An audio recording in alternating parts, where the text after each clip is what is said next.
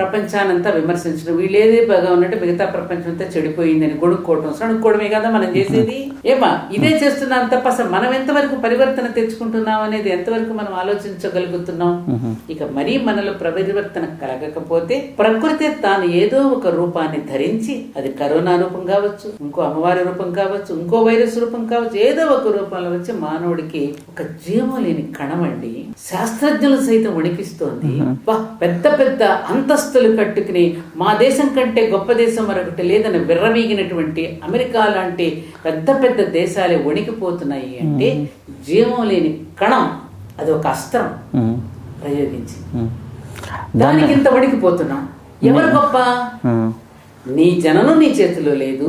నీ ఊపిరి ఎప్పుడు ఆగుతుందో ఎప్పుడు ఉడుతుందో నీకు తెలియదు. నీ శరీరం మీద నీ నియంత్రణ లేదు. నీ ఎదుగుదల మీద నీకు నియంత్రణ లేదు. ఏం సాధించినట్టు నువ్వు? ఏం సాధించినట్టు?